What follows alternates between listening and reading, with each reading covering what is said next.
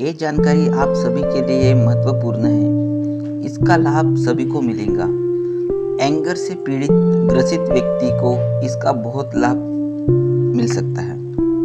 आज हम बात करेंगे एंगर की, यानी क्रोध, गुस्सा, राग, द्वेष। एंगर यानी गुस्सा, नफरत। आम और आसान भाषा में हम इसे गुस्सा कहते हैं। किसी को ज़्यादा गुस्सा आता है, किसी को कम गुस्सा आता है, किसी को बहुत कम गुस्सा आता है, तो कोई कोई हर वक्त गुस्से में रहते हैं। गुस्सा हमारे लाइफस्टाइल को गलत दिशा देता है और स्वास्थ्य बिगाड़ देता है। हर कोई एक समान नहीं होता।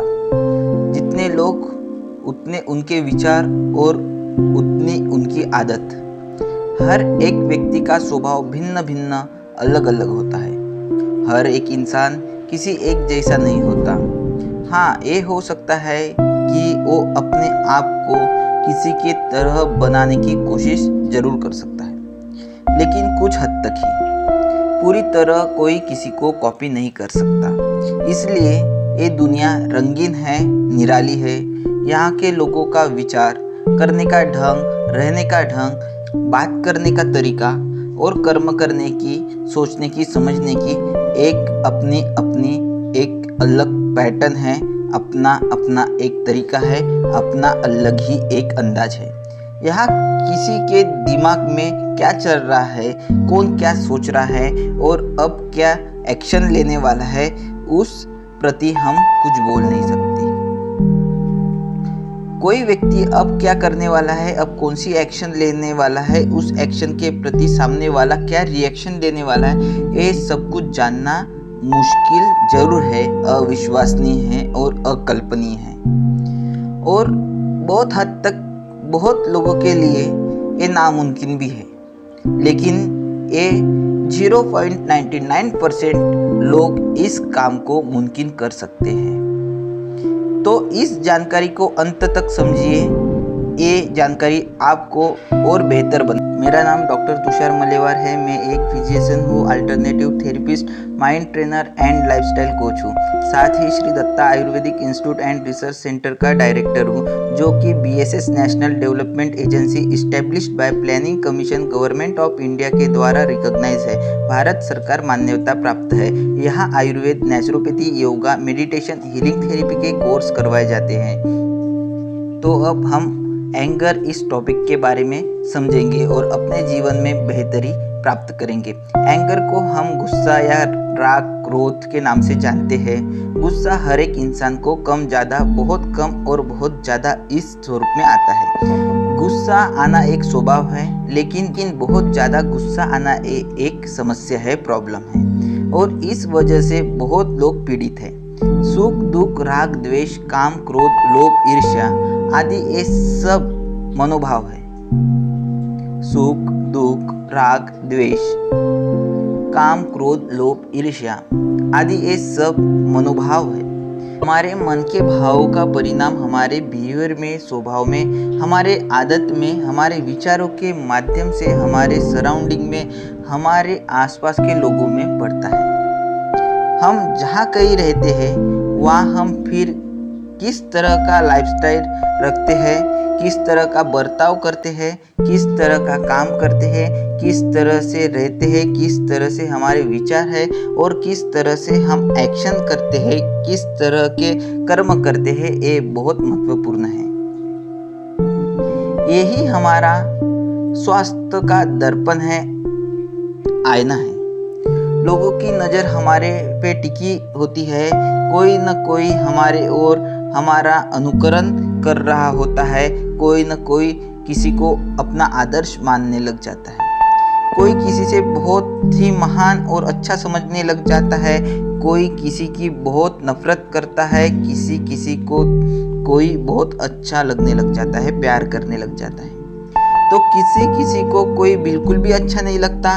अब लोगों की एक मूल स्वभाव ही है, जो अच्छा है उसे बड़े प्यार से देखेंगे, प्यार से बात करेंगे, प्यार से काम निकालेंगे, हर चीज़ को एक अच्छे से करेंगे।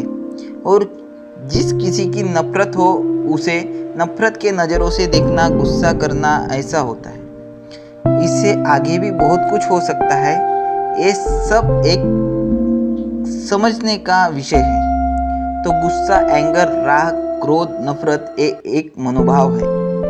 अब गुस्सा कब आता है और हमारे अंदर गुस्से की शुरुआत कैसे होती है, मैं आपको अपने तरीके से एक्सप्लेन करना चाहता हूँ।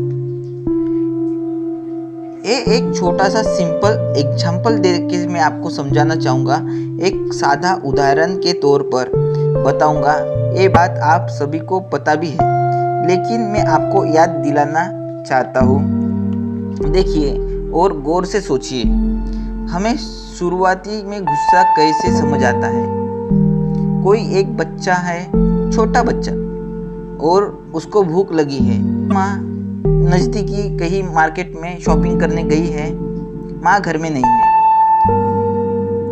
और उसे दूध की जरूरत होती है।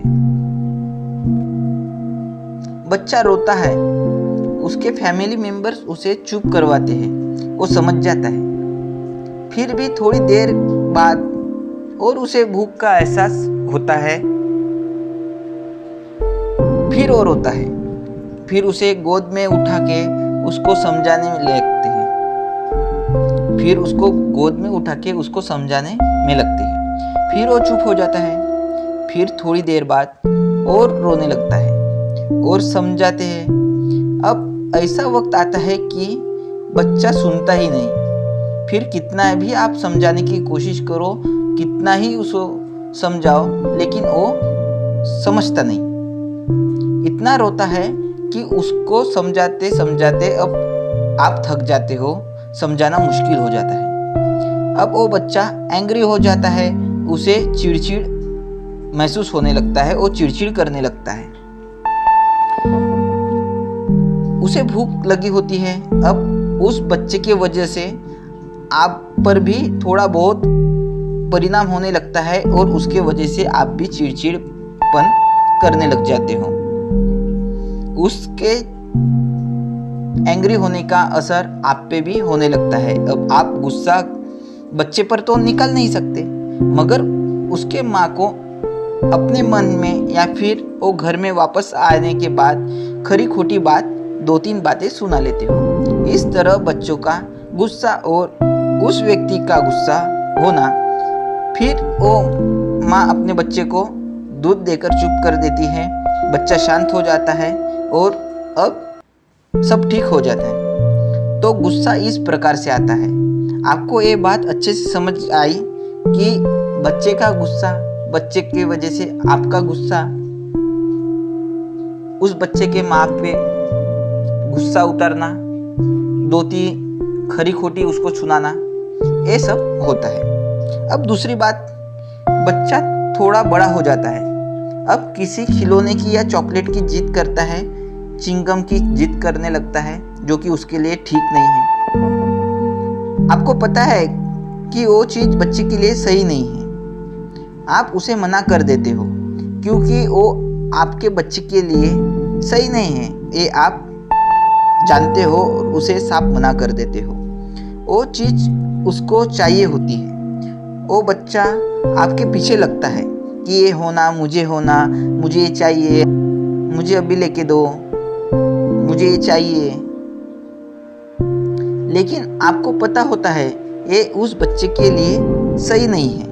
तब उसे गुस्सा आता है। आप नहीं बोलते हो तब उसे गुस्सा आता है और वो रूठ जाता है, नाराज हो जाता है। फिर उसे कुछ अच्छे विचारों से समझाकर, कुछ अच्छी चीज देकर मनाना पड़ता है, तब कहीं सही होता है। तब वो सिचुएशन संभल जाती है और बच्चा भी मान जाता है और आप भी उसे समझाने में सफल होते हो।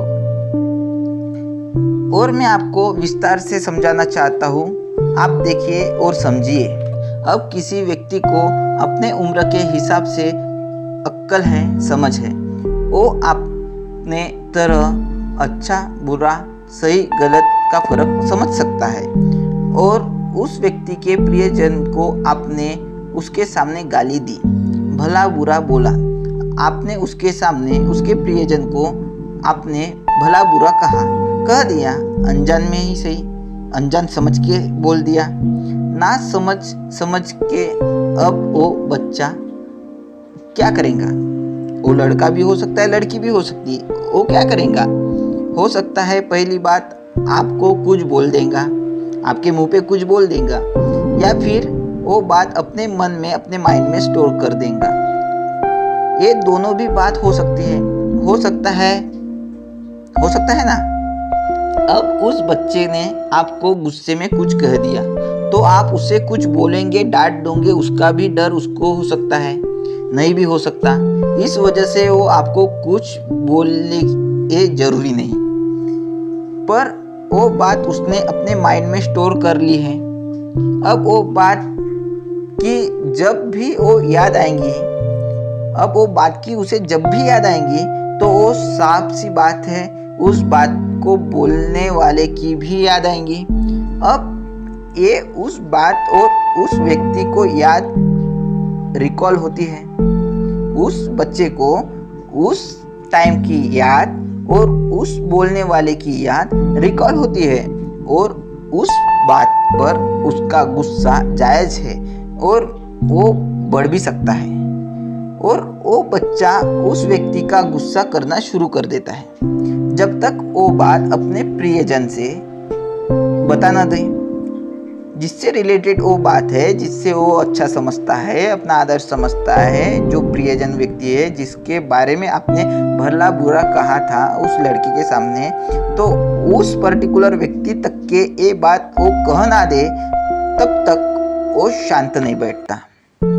और फिर वो प्रियजन व्यक्ति जिसके बारे में आप भला बुरा कर रहे थे, उस व्यक्ति ने उस बच्चे को किस तरह से लाइन समझाया, किस तरह के उसने वो सिचुएशन हैंडल की, किस तरह से उसको सजेशन किया, उस पर निर्भर होता है कि उस बच्चे का गुस्सा जायज है या नहीं है। तो आप भले भांति इस एग्जाम्पल से समझ चुके होंगे कि गुस्सा कैसा आप पर असर करता है।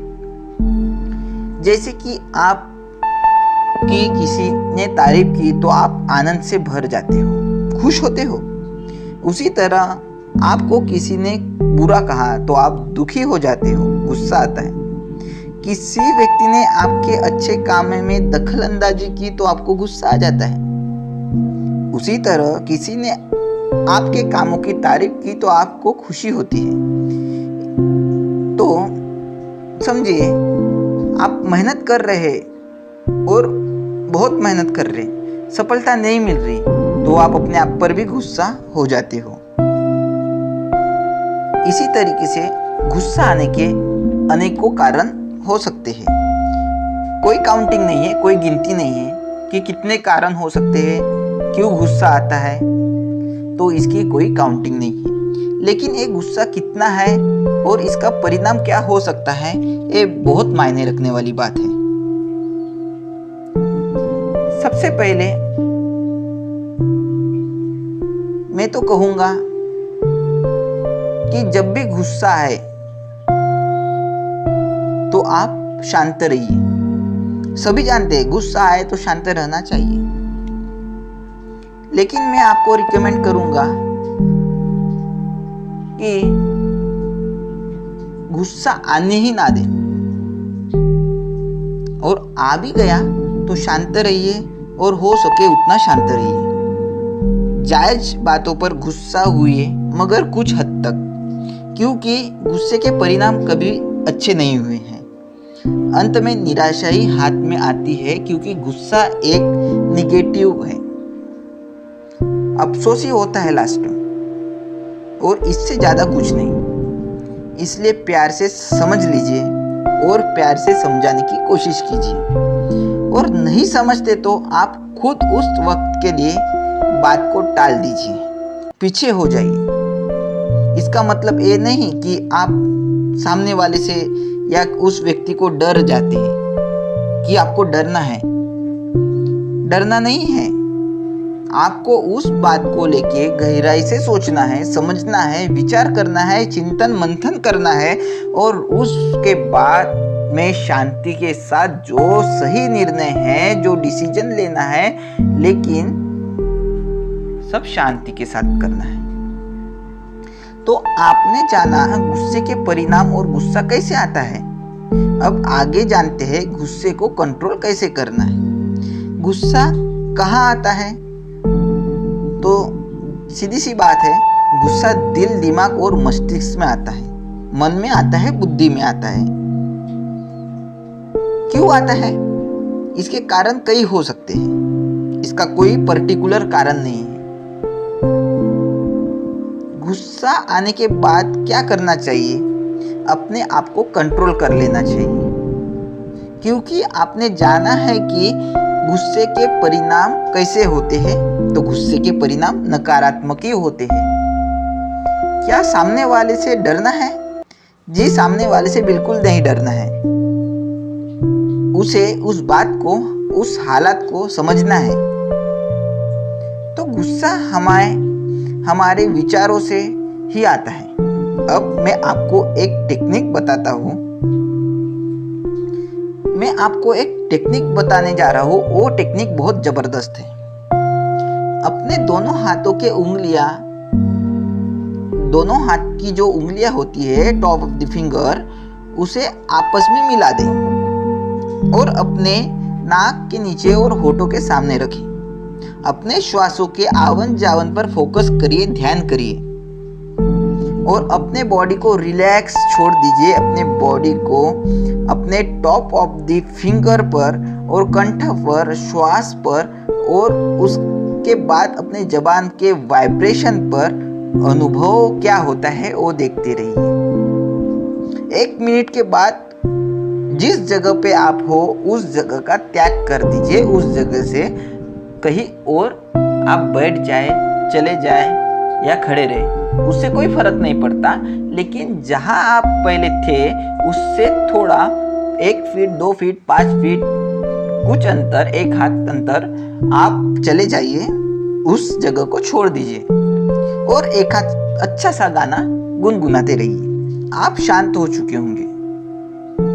एक छोटी सी प्रक्रिया है, इससे लाभ जरूर होता है, इससे बहुत बड़ा लाभ होता है और कई मसले, कई वाद, कई झगड़े बहुत से शांत हो जाते हैं और एक ऐसा समय आ जाता है कि आप सभी गिले शिकवा भूलकर आपस में अच्छे से प्यार से रह सकते हो। और कोई बहुत ज़्यादा बड़ी बात है, उस समय आप राइट डिसीजन लेने में सक्षम होते हो। जो भी डिसीजन आप शांति से लोगे वो डिसीजन आपका 99% सही होगा। मैं आपको एक बात कह देता हूँ कि सारी चीज़ें शांति से लेना चाहिए। शांति से ली हुई हर एक चीज़ पॉजिटिव होती है, सही होती है और ये जानकारी आपको, आपके जीवन को, आपके लाइफस्टाइल को बहुत बेहतरीन बना सकती है। आप बेहतर तो हो ही, लेकिन और उससे बेहतरीन बना सकती है। और अगर आपको ये जानकारी पसंद आए तो इसे लाइक और शेयर कीजिएगा। और आपने मेरा चैनल सब्सक्राइब नहीं किया है तो प्लीज़ सब्सक्राइब जरूर कीजिएगा। मैं अगले वीडियो में मिलता हूँ। Bye bye, take care and bless you.